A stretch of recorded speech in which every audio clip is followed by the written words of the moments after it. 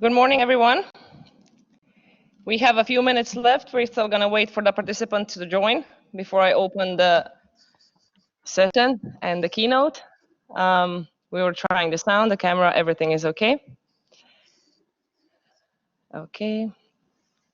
Once again, remember today the same rules as yesterday. So if you want to make a comment or you want to pose a question, it's in the forum down. Okay, we cannot let all the participants raise a hand and explain in camera and in voice, because otherwise the system would fall down when we have 100 participants coming in. Okay, 2 minutes and we start. I guess it's safe to say that we can start. We're on time, which is probably first time in the history of conferences that I find myself doing it on time. Sorry to see the floor again just with me and the whole room empty. It still gives me this pain inside. The point of the present project and the present conference was basically to join us and join forces and make us talk. And I think like we're limited a bit in that due to the circumstances, but I'm super grateful that we find ourselves together here. The key speakers, the presenters that you managed to join in any shape or form, and see maybe we can get these collaborations out in the following days. So welcome everybody to the second day of the Incorporate Sustainability Conference. It is with great pleasure that I welcome you to this day, because corporate law has always been my passion, especially when talking about sustainability, so I'm a bit biased. To that effect, we're opening the day, again, in a bit biased manner, sorry, with a great keynote by a great scholar, the leading scholar, in my opinion, my modest opinion, in Europe on sustainability and corporate law. And we have the pleasure to enjoy her speech for this opening. I was thinking about how to present Professor Sjafjell yesterday evening, and I was thinking about this classical manner where you present all of the successes and outcomes. But frankly, Professor Sjafjell has it all on her pages. That is not what I want to say about her. So whatever information you're searching about her, you can find it in the Smart Projects. She's going to provide you with further information where you can search for her. But what I do want to say is that she changed the shape of the corporate law in Europe, and that is something that you don't hear every day. We have the pleasure and the joy of welcoming her today here, and the pleasure of hearing the final outcomes of her smart project that she was so diligently working on the last few years. So please, I'm giving the floor to Professor Sjafjell. Thank you very much for being here with us, and I'm very much looking forward to your keynote. Thank you very much for your kind words, Leila, and congratulations for coming so far with this project. It's a great honor to be a keynote on this second day, and I'm very excited to see how many corporate sustainability projects are coming up. When I started working in this area, the very idea of bringing in discussions of environment and people into the corporate law sphere was seen as a total misunderstanding by myself when I started on my doctoral thesis, which I defended in 2008. And I've had the pleasure since then of coordinating two very large international projects. And I'm very excited to present the results of one of those with you today. Now, I haven't used Blackboard before, so I am just going to now have to find out how to share my PowerPoint. And now I seem to be, yes. Thank you very much for that. We tested out everything beforehand, and it all seemed fine except for the last detail. The devil is in the details. In the details, always, yes. Okay, so apologies for that clumsy start. I'm now happy to be able to actually start my presentation and share the results with you. So the SMART project that Leila kindly introduced was a 4-year project that was funded by the European Union under their framework program Horizon 2020, under the call Greater Policy Coherence for Development. So what we went into this call and said that if we want to achieve development with the EU's focus then on the lower income countries, what they a bit misleadingly call the least developed countries. I'm not sure if that is a good phrase, but that's what the EU calls them. We said that if we want to increase development, increase policy coherence for development, it has to be within the context of a sustainable development. Any efforts at increasing development, as in economic and social development in any countries, will sooner or later fail if we don't put this into the context of sustainable development. And we also said that we cannot just concentrate on the typical public sector initiatives of aid and aid for trade and so on. We also have to bring in a full emphasis on the market actors, so on businesses, on the finance sector, on people as market actors, as consumers and citizens, and also on the public sector as market actor, which is often ignored. So we brought this fully into this 4-year project with 25 partner institutions and over 70 scholars around the world joining us in this massive effort to try to identify what are the barriers to market actors being a part of the transition to sustainability. How can we strengthen and reinforce the positive tendencies that luckily are there? So how can we ensure that market actors are a part of the transition to sustainability? That was what the SMART project is about. And I'm very grateful to the whole team and also our international networks of scholars and our networks of business and practitioners in finance and so on and so on. I could go on for my whole keynote speech mentioning everybody who has contributed to this major effort that I've had the honor of leading. It is now concluded, and I will present some of our main outcomes in the context of corporate sustainability for you. I will start by saying something about what we actually mean with sustainability, because sustainability has become such a buzzword, and it is used in very many different ways, including about things that are not sustainable at all in our sense. So in our opinion, it's very important to always clarify what we're actually talking about if we are talking about sustainability. So that's what I will start with, and then I will move on to our results in terms of the obstacles that we identified to sustainable market actors.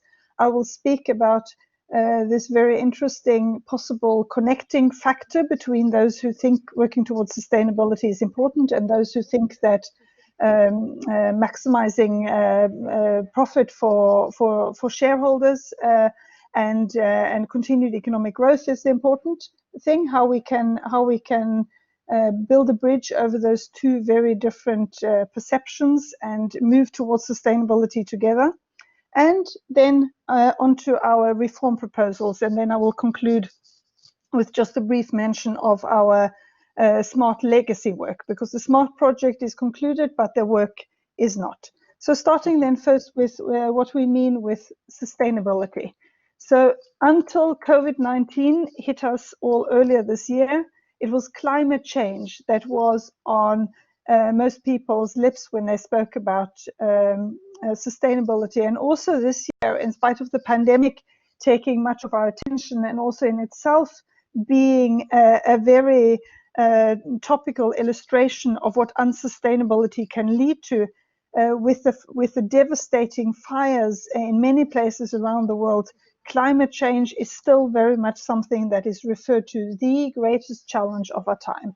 If we don't mitigate climate change, we threaten the very basis of our existence, and all efforts should be put into that, which we also see, for example, in the EU Sustainable Finance Initiative, that is very much about climate change. And I would say that unfortunately climate change is not the greatest threat of our time, not because we don't take climate change very seriously. It is a very serious and actually an existential threat, but it is not the only one. So we cannot be happy with thinking that we will first try to mitigate climate change and then start looking at the other problems, because then we actually risk failing in our efforts to transition towards sustainability. The same year that we were awarded the funding for the SMART project, the Paris Agreement for Climate Change was adopted, which has been very important in driving the conversation, but of course then about climate change. And also the United Nations adopted the Sustainable Development Goals. And this has been so important in bringing the conversation forward. It has given a great impetus to the debate about sustainability. And the colorful 17 goals have given a really good basis for serious discussions, and unfortunately also for quite a lot of greenwashing, or as we can call it now, SDG washing. And from an academic perspective, the SDGs, the Sustainable Development Goals, do not give a good framework for research on how to achieve more sustainable market actors, because the goals are merely, although they are very valuable, they are merely an expression of the political consensus at the time, where there are always the power factors involved. So not every group that should have been mentioned and included, not all vulnerable groups and peoples are well enough recognized in the Sustainable Development Goals, and they are internally inconsistent. They, for example, have a goal about continuous economic growth for all countries at all times. It doesn't help that they then put the label sustainable and inclusive in front of them, because there is a very strong internal contradiction here. And lastly, there is no framework. There is no prioritization of the goals. It's everything at the same time, and we see the result is that communities and businesses and NGOs, they pick the goals that are closest to their hearts, or the colors that fit best with their logos, and they speak about those. So this is good for discussion, very, very important for discussion. I don't mean to underestimate that in any way, but it is not a good starting point for research on how to achieve sustainability. So for that, we took instead the outer framework of what has become known as the Planetary Boundaries framework. So Planetary Boundaries is the groundbreaking work that was first presented in 2009 under the leadership of Professor Johan Rockström at Stockholm Resilience Center, who brought together a diverse group of natural scientists from around the world to try for the first time to actually identify what we, if we think about it, intuitively understand that there must be some limits to what we can take out of nature and what we can dump into nature, and still expect nature to provide food and water and safe housing for us. Not that everybody has all of those things today, but nature, the planet, has as a starting point provided this potential for us now for many thousand years. And we are threatening this.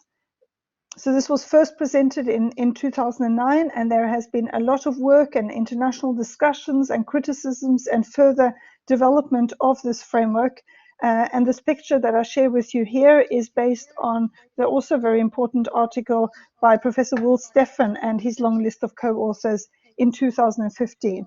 And what this shows us is that out of the currently identified 9 planetary boundaries, we are transgressing, or at the high risk of transgressing, at least 4 of them.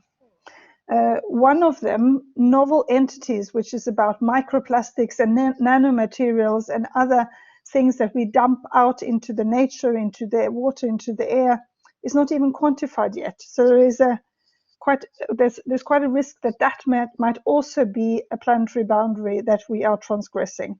I'm not going to go into the details of this. You can easily find more information about it if you just Google planetary boundaries, and there's also in our reports that I will share links to later, you will also find information about this and discussion about what this means in our context. But I'm highlighting it now because it shows that it's not just about climate change. Biodiversity, which has fortunately come more and more on the public radar in the last few years, is also a boundary that in itself, transgressing just that in itself, poses a risk to the planet as a safe space for humanity. It also shows, of course, that there are actual limits. So it doesn't help how much we speak about sustainability, how much politicians or corporate boards or universities or whatever adopt resolutions about how important they take this, how important they see this. That the planet doesn't care about our fancy words. The planet only cares about what we do or don't do. And we are still going in the wrong direction, which is the third point. that we see very clearly that in spite of all the sustainability language, the path that we are on is still a very certain path towards a very uncertain future. So that is what we need to change. And even that isn't the grand challenge of our time. It is just a part of it, because we care about humanity. So it's not about saving the planet. It's never been about saving the planet. The planet will survive. The question is whether the planet will give a good basis for humanity. And we don't want to achieve the goals of staying within planetary boundaries, regardless of what that means for humanity now and in the future. So as Kate Raworth brought into the public discourse when she took this planetary boundaries framework and placed the then preliminary goals leading up to the SDGs within that framework, and said that it's about securing the social foundation for humanity within this ecological ceiling, then she moved the discussion much forward. And this is what we have taken as a framework for the SMART project. So we have to find out, what does it mean to secure the social foundation, the very fundamental requirements for humanity, to be able to have good lives now and in the future, while staying within these boundaries. That is the grand challenge of our time, because at the same time that humanity as a whole, with great differences between us for how much we have used of resources and how much welfare we have received from that use, at the same time that we have transgressed planetary boundaries, we are still so extremely far away from securing the social foundation for humanity. So that is the grand challenge of our time, and that is what we have taken as the framework for our work in the SMART project, and worked within that framework to find out what needs to be changed. And one of our major reports from the project is this one, Obstacles to Global Sustainable Business, that we presented to the European Commission in 2018, and which is freely downloadable from SSRN. And in this report, we saw that there are still very, very large obstacles. There are still barriers that will not disappear by themselves. So we cannot, although we also saw some positive tendencies, we cannot just sit back and say that, okay, it's generally going in the right direction. There are so many people that want this to work now, so many businesses, so many investors, so many banks, so many politicians, because we saw all of that as well. So we can just wait and let it happen. But we saw that, no, there are still very important barriers that are preventing the development, that will keep us away from the transition to sustainability unless we do something about those.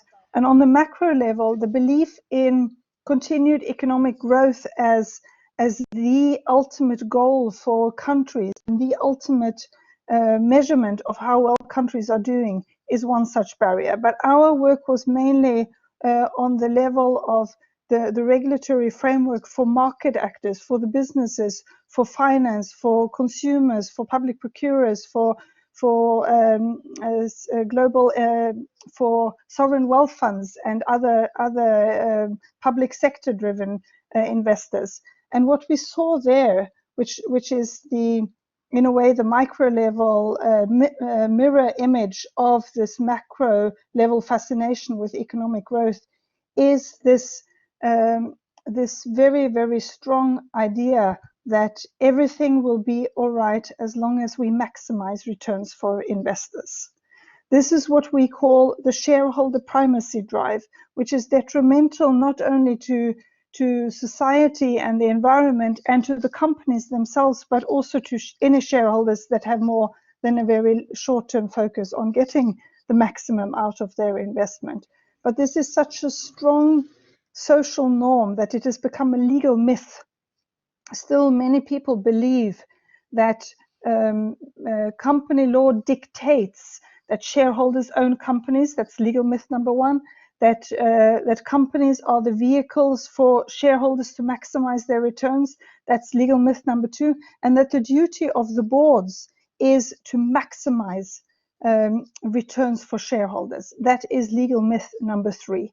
These myths are so strong, and because company law has said so little about why we actually have allowed companies to develop as such major parts of our economies, what is the societal purpose of allowing companies to be such important components of our economies, and what do we actually mean when we say that the duty of the board is to promote the interest of the company? Because of what company law hasn't said, these Anglo-American inspired postulates based on ideas from a certain stream of legal economic research has taken over the space that company law has given businesses to find out what they need to do to ensure the resilience of their own businesses, which for anybody who follows the news and reads reports is obvious that that also means contributing to a transition to sustainability, because there is no future where we have totally transgressed planetary boundaries and totally continued undermining the social foundation for sustainability where business prospers. So this is interconnected, but still much of the discourse has this very linear and limiting view of what the company is, very much influenced by the shareholder primacy drive, which is a short form for this very interconnected ideas influenced by these legal economic postulates and reinforced by the way that the financial markets operates today.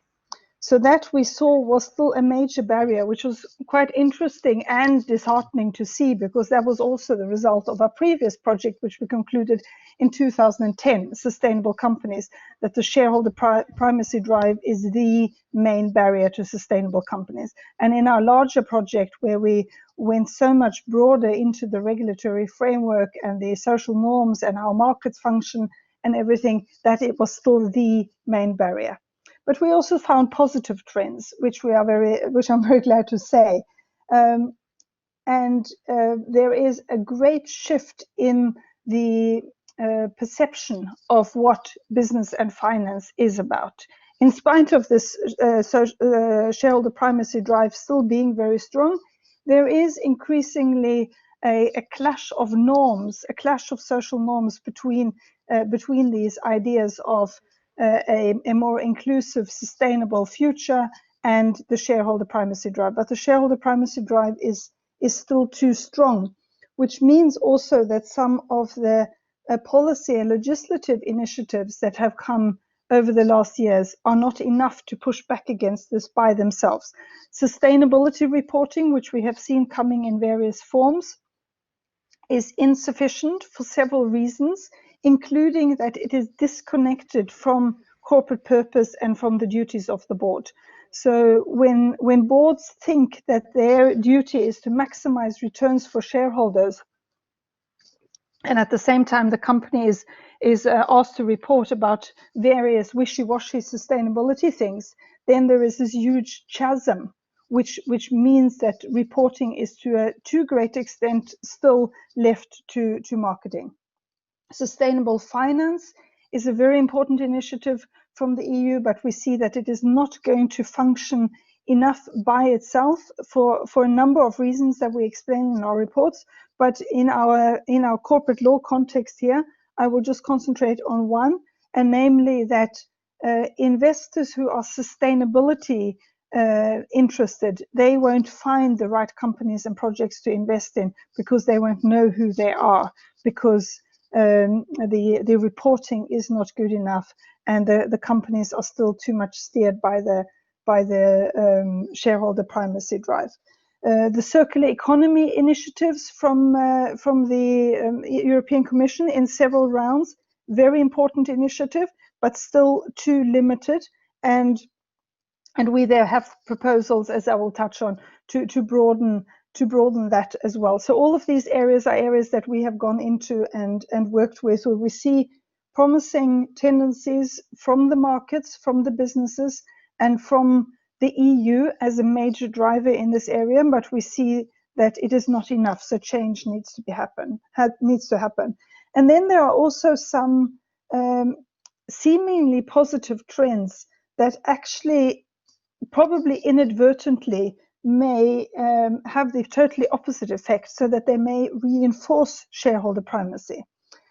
Some of these are from the social enterprise movement, where there is an argument that we need a new legal form for companies that wish to be sustainable, because companies that don't have a new legal form, that have the mainstream company form, they are duty bound to maximize returns for investors. So they inadvertently reinforce the shareholder primacy drive by saying that that is the law when it is not, and that in the best case then could give us this niche company form, which is starting to happen as well, that maybe or maybe not is a sustainable one, but leaving the mainstream companies alone in this under this burden of this idea that they are supposed to maximize returns for shareholders.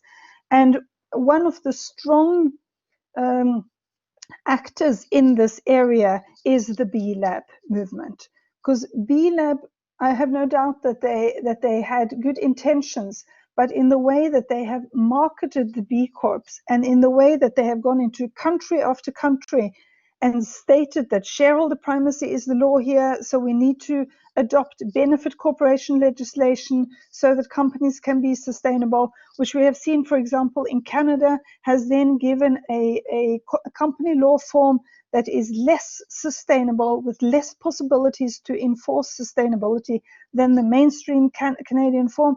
That is a great danger to our mission to achieve sustainable companies.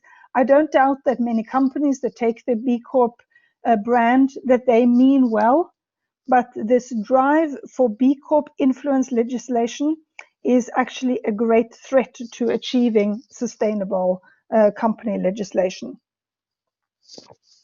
We have seen that it's coming into Europe as well. We have worked on this in Italy, and we've seen that it is coming in country after country. So this is actually something that we see that we must warn against, because any reinforcement of the shareholder primacy drive is a threat to sustainability. So with that, on that dire note, I will move then over to what is a potential connecting point, and that is the financial risks of unsustainability, because we see there is an emerging recognition of the financial risks of unsustainability, mainly phrased in the language of risks of climate change, as the Task Force for Climate-Related Financial Disclosure has done, and as in Norway, the CICERO Institute of Climate Research has done in their Shades of Climate Risk report. This is very important because, for example, Sarah Barker from Australia has emphasized the climate risk means that any board member that doesn't understand the climate science, the results, the outputs from the climate scientists, is not doing her job, because this influences business and the potential for business for thriving. But what we have done in the SMART project is taking this further and seeing that, again, we cannot just concentrate about climate.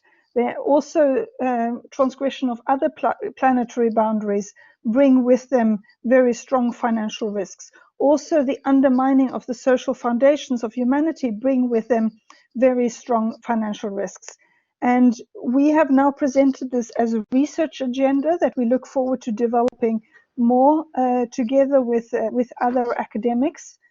We will have a workshop on that on the 1st of December. And we also look forward to working with business to develop this understanding, because as this simple picture illustrates, where the categories with italics are those that are new compared to the mainstream climate risk discussion. Out of the 69 categories that we have in our very tentative first attempt at illustrating financial risks, we see that only 7 of those are recognized by the dominant climate risk discourse. And interestingly, we started working on this before COVID-19. We see that the risk of spread of disease, of new diseases, of old diseases in new places, the risks, financial risks that entails, that has not been discussed. We see now, unfortunately, I mean, we wish, of course, it had been different, but we see with COVID-19 how this is illustrated, that the spread of disease in itself is an extreme financial risk, which is caused by, to greater or lesser extent, by unsustainability. They speak about technology risk, but they don't speak about the business model change risk. So the risk which we, of course, want to see materialized, that businesses change their business models from linear to circular, from unsustainable to sustainable. That means that a lot of current business will have their Kodak moment if they don't see what is happening and see how they can be a part of the change.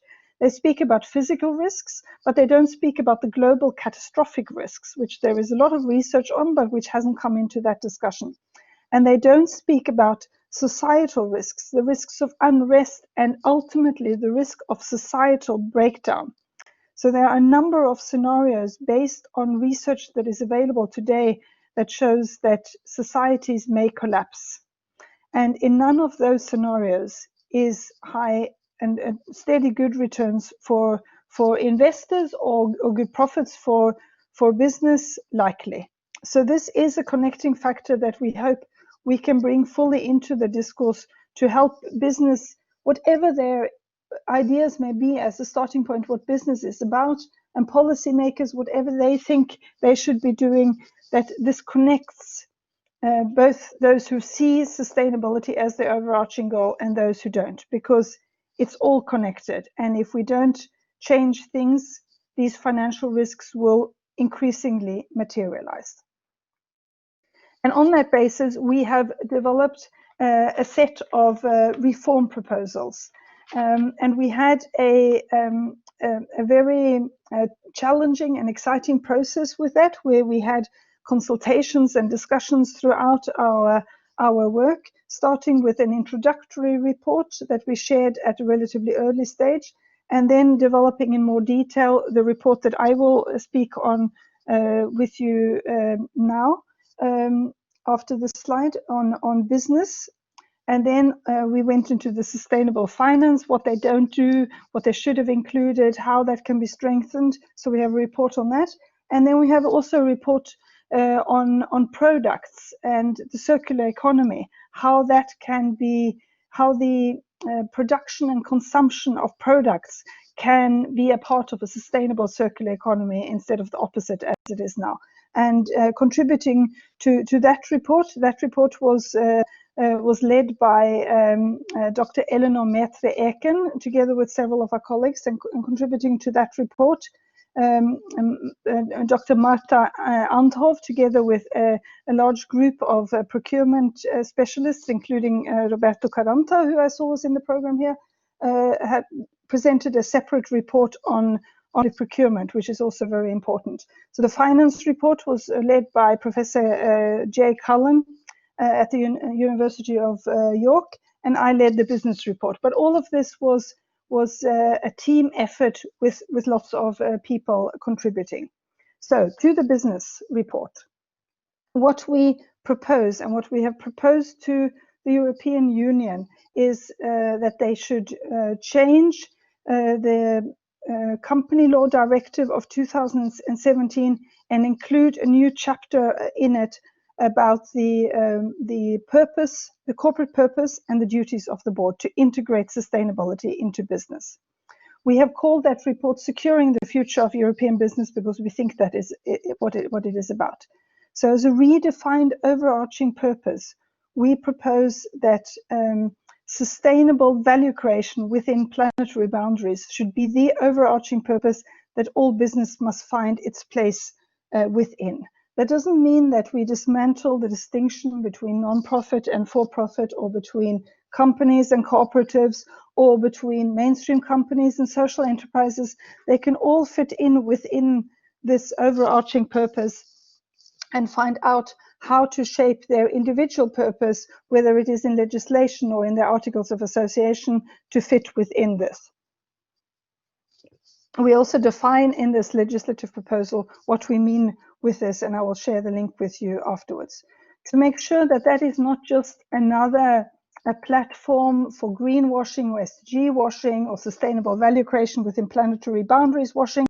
We also proposed redefined duties for the board, for the corporate board. We start out by saying, which needs to be there in black on white in EU legislation, that the duty of the board is to promote the interests of the company, because we need to signal very clearly that it is not about maximizing returns for shareholders. The interests of the shareholders are a part of the interests of the company, and it varies across jurisdictions how large a part they are, but it is never about maximizing interest for shareholders. It can be about the interest of shareholders. They can have a very strong role, but never maximizing. That is the key word that has had this detrimental effect.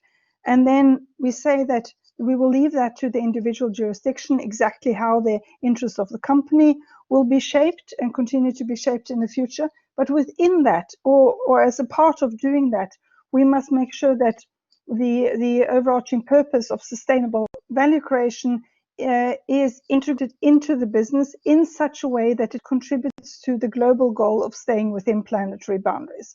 So this is about integrating this sustainability purpose into business models and strategies. And to be able to do that in a good way, we also say that sustainability due diligence must be undertaken under the leadership of the board across the business of the company, whether that is a small SME or the parent company of a major corporate group.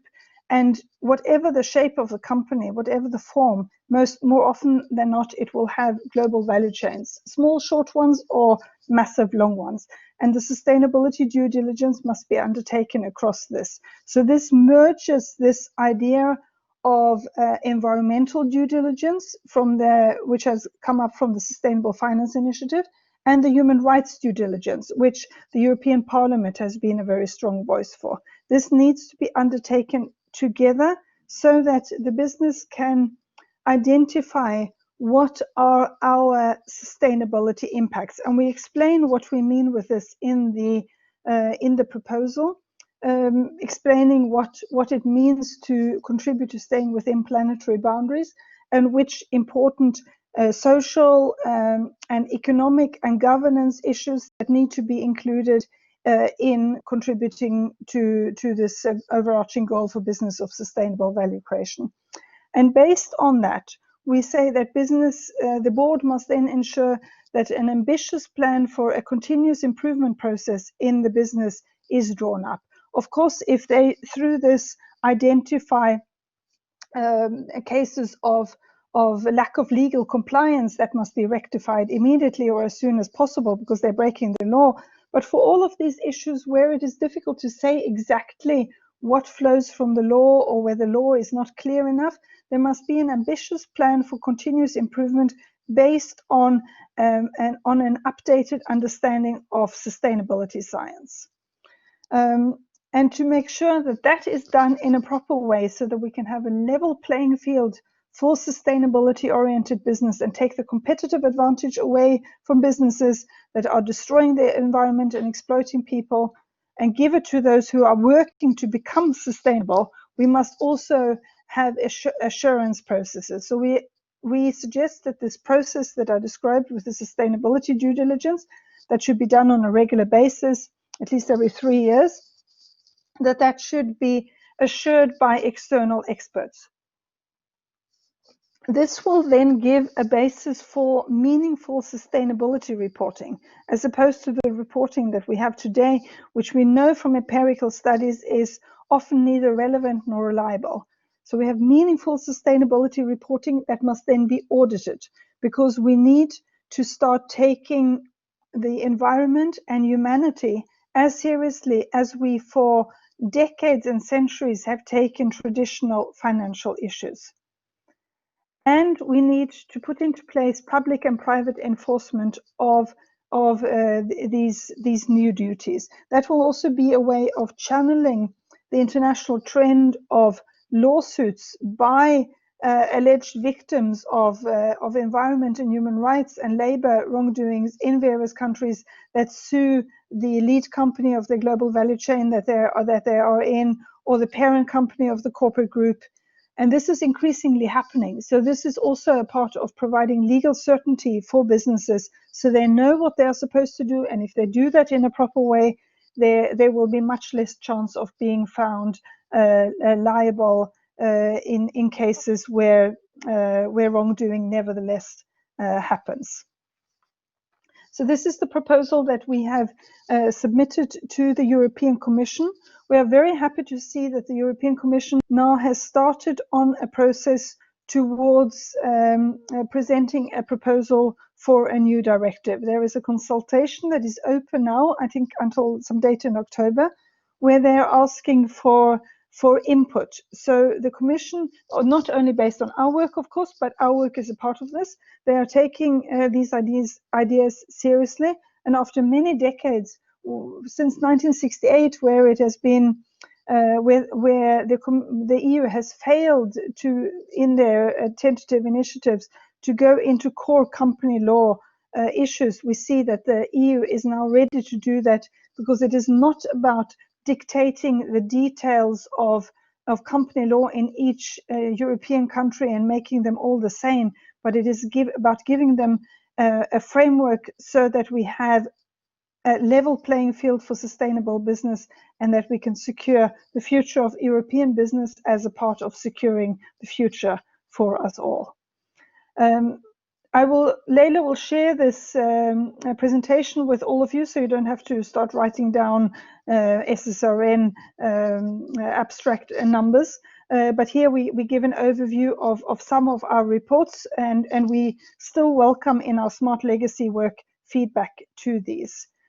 We strongly believe that sustainability is possible, that we can do this, we can achieve this. There are so many dire reports coming out with biodiversity, with human rights, with the effects of COVID-19 on everything that has been done to mitigate poverty, and with parts of the world on fire because of climate change and everything. But there are very positive tendencies as well. But we need to get our act together and work on resolving the issues that remain, removing the barriers, strengthening the positive tendencies, and making sure that it is based on a coherent concept of sustainability. Doing better is not good enough if it is not sustainable. So we need to work together on this. And the research group that I lead in Oslo, we want to continue working together with scholars around the world to connect the various parts of research that is being done to see what needs to be done. We want to work together with civil society. We want to work together with business. We want to change the way education is happening and be a part of the change towards sustainability. We know that it is possible, and I'm very happy to discuss more with you today, and for you to reach out at any time later also to be a part of the discussion for how we can achieve this. Thank you. Thank you very much, Beate. Honestly, in these minutes, you basically outlaid all of our issues that we're finding ourselves in, especially in corporate law. So thank you for this overview. I would like to abuse my position as a moderator to ask you a question or two, or to ask you for your opinion. And to all the other participants, please feel free to post questions in the chat box below. Like I explained, we're gonna post the questions through the chat, and I'm going to be picking and choosing amongst them. Hopefully we can answer them all, but if we can't, just to pick the most relevant ones, or the ones that are repeating themselves, right? So general thoughts right now, after working on sustainability in corporate law for a few years now, is we finally reached the point where we're not seen as crazy people for installing sustainability in the debate of corporate law. So that is beautiful already. My problem right now is the state of climate emergency. So we are speaking about it, and you are so wonderfully trying.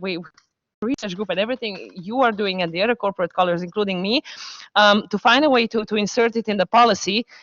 What would be good enough, in your personal and professional opinion, right now, as a first step to do, to push kind of the wave, like a snowball effect, the first thing that absolutely needs to be done right now to start changing the way we're doing things? That is a very good and challenging question. So the first thing that absolutely needs to happen right now is several things. I can say one thing. I mean, I can say that all public sector investors, for example, need to divest from dirty business. This is a new name. I just saw this on Twitter the other day. We don't ourselves speak about brown investments as opposed to green, because that is very bad for all people whose skin is brown. So it's dirty business. Get out of dirty business and start changing the direction of the investments to really taking sustainability seriously. So that is one important thing. But I mean, it's difficult to just say that it's just that one thing, because I also believe that what we are proposing with changing company law, that is very important. But of course, that will take, in the best case, a couple of years. So what we also want to say is that to all businesses that are ready to work in this area, you don't have to wait until the legislation changes. We understand that getting a level playing field with better legislation is super important, but we are ready to work with you in pilot projects to help you do this, and also through that help you identify the financial risks of unsustainability that you are currently facing. So I don't want to try to sell, I just want to say, I don't want to try to sell sustainability with a business case for it, because the business case for sustainability has so strongly failed because businesses aren't even doing what the business case for sustainability says. But there is a case there so we need to work together. This is necessary for all of us. We all need to take it seriously and work together on this, and work together. Talk with each other. So just one brief comment. Exactly what you mentioned was going through my head before, so I just want to hear your opinion about it. I think that very important it is to work with businesses beyond the legislation, because the legislation can be the basis, and then the way the business is implemented, the results we know are very diverse. But my thought about it is we should also put this mentality in businesses that we're shying away from compliance. I have a feeling that businesses for right now are seeing it as just additional burden of reporting, of thinking, instead of thinking about the fact that the whole businesses are generating now. So it's changing, it's switching. And now when you're speaking to businesses, I got a feeling, and I just want to hear your opinion, that they have a feeling that it's just additional compliance and nuisance that doesn't make much sense, that it's kind of draining their resources, instead of seeing that it's actually furthering their business in long term. Do you have the same feeling, and why do you think that is happening? I think the picture is a bit more nuanced than that. I think some businesses feel that way, and I very, very much understand the business knee-jerk reaction to say no to regulation, because there has been so much bad regulation, so much bad legislation. So that's why we need to work together with legislators to make meaningful, stringent sustainability regulation that is enforced, because that's how we create the level playing field for sustainability-oriented business. And business, as you will see from one of the studies that the European Commission has shared recently, business is increasingly asking for this. Business is asking to be regulated so that their unsustainable competitors don't steal the markets that they are trying to go into. Okay, beautiful. Thank you very much. So now we can follow with the questions that we've been posed here in the box. So we have Professor Waffle-Cliff asking, she's stating, along with the sustainability impact, which could be time and resource consuming, could we concentrate basically on making the blurred stakeholder concept more concrete and embodied? And if so, how? Or better, should we redefine responsibility within boardrooms with less law and maybe more philosophy? Those are very, very interesting questions. And I know, because the corporate law and corporate governance discussion has been so Anglo-American influenced, also in the heart of Europe, we have tended to go into this discussion as, shareholder theory, stakeholder theory. But we shouldn't let that define the debate, because stakeholder theory is an Anglo-American thing that has come up to a great extent as a reaction to the shareholder primacy drive. So it's very understandable. But for example, German company law, which by Anglo-Americans is labeled as stakeholder law, it's not stakeholder law. It's there. So of course we should include stakeholders. I'm all for including many, many stakeholders, but we cannot, as my colleague Jukka Mehanen has pointed out several times, we cannot shift from shareholder primacy to stakeholder primacy, because who are the stakeholders? Who are going to have the most voice? Who are going to have the power? which stakeholders are going to speak for people furthest down in the value chain, the invisible workers in countries where they are barely where they're barely surviving from day to day. Who's going to speak for the future generations? So we cannot take the responsibility from the boardroom and say that, so just do a vote amongst your stakeholders. I spoke to a very, very large financial institution, and they said that they are trying to move over to sustainability. They understand the problem with shareholder primacy, so they have asked their stakeholders what they should do. Their stakeholders were then their bank customers and the bank shareholders. And I said, honestly, do you really think that they can define sustainable value creation within planetary boundaries for you? The board has to do the job. So they should be open and inclusive, but don't let us exchange shareholder primacy with stakeholder primacy.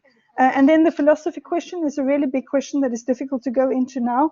But I can just say that, yes, we have to move away from this idea that we can have this press button management where everything that can be quantified is what counts, and that it's simple. It's not simple, it's complex. It's always been complex to run a company. So let us recognize that and give a good legislative infrastructure for the board to do its complex job. Yeah, indeed.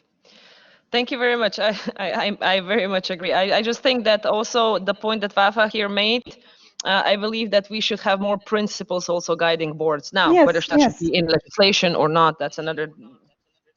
But principles that are clear-cut saying we are trying to achieve this. So with that action, you are not achieving that, and we stop in that manner. Yes, absolutely. We still have some questions. We can still some minutes away from you, Beate, I hope. So there is a really specific question. I think it's been a topic of debate many times, but maybe it's interesting to open it here too. The fact that today the prices on the market don't reflect the actual costs, right? And how the real costs can be integrated into the price. So basically your opinion and according to what your project has done.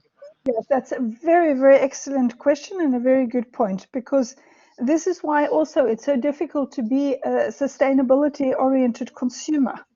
How do you find out what you are going to buy, and how do you then choose the one thing that amongst the 100 products that allegedly is more sustainable, but it doesn't come in the color that you wanted or the shape that you need, and it costs a lot more? That's often the situation today, because the markets are overflowing with unsustainable products. So we have to give consumers the possibility to be a part of the drive towards sustainability, which consumers, and especially the younger generations, increasingly asking for. We need to integrate this into business, because business will price products in a right way if they have to.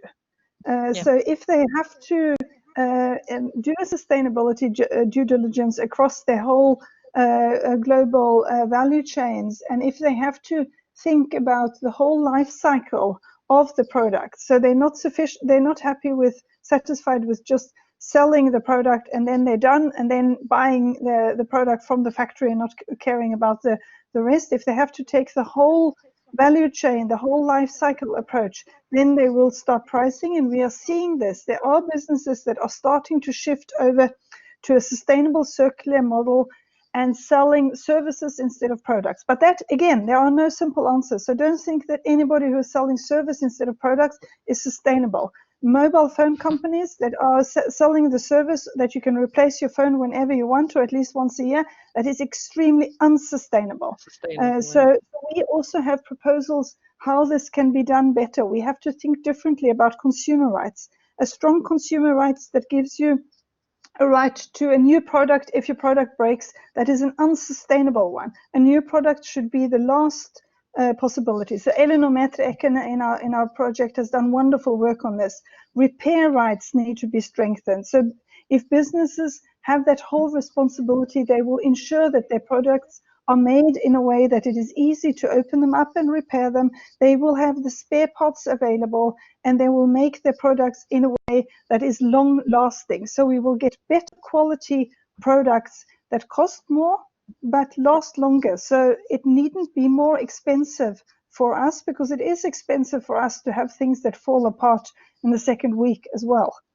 So that's a long answer to integrating the real cost. We have to do it from within the business. Amongst I other agree. things. So I think we have one more left before we can let you go. David Fitzsimmons is asking, so by everything that was said according to the findings of the SMART project and in general, is steel production or cement production by definition unsustainable? That I don't know, actually. I haven't gone into the details of that. I have, through the project where our case studies was in textiles and in mobile phones, I can say some of that, but I don't know whether steel production or cement production can be done in a sustainable way or not. But that is indeed something that those who are working in that area need to find out, and then if it's possible to make that, to change to a business model of sustainable steel production, then they can do that. If it's not possible, then they have to find out what are we going to use instead and shift towards that. The fossil fuel industry is the most important example on that, but I'm very glad for this question about steel production or cement production, because it shows also that this is something that needs to be considered for every individual business. And none of us can sit with all of the answers. Legislators can sit with all of the answers for each business. So that's why it has to be it has to be principles driven, but it has to be a clear framework for business for how they find it out themselves. And I know we have 3 minutes left, Leila, so I just want to say, because I saw there was a question about developing countries, so the really lowest income countries, and whether they can afford to do this. And that is such an important question. So I just want to briefly touch on it, because they cannot, none of us can afford not to do it, but it cannot be a top-down process. So something we had Ghana and Bangladesh in our project, and in future projects, I want to work even more with people in low-income countries and with businesses in low-income countries. So there's much investment that needs to go there, because we need to make sure, we need to help, not we as Westerners who are coming and imposing them on this, but we need to work together with them and make sure that our Western investors channel investments to make sure that this huge investment gap for infrastructure, for sustainable energy, for example, that is met there, and work together with them, because we cannot do this on our own. We are all unsustainable. Just check out Jason Hickel's Sustainable Development Index. No countries are doing this properly now. We are all in trouble. So we need to work together to achieve this, and we mustn't do it so quickly that anybody falls behind, but we must do it quickly enough so that we actually get there. Yeah. Exactly. So thank you very much, Beate.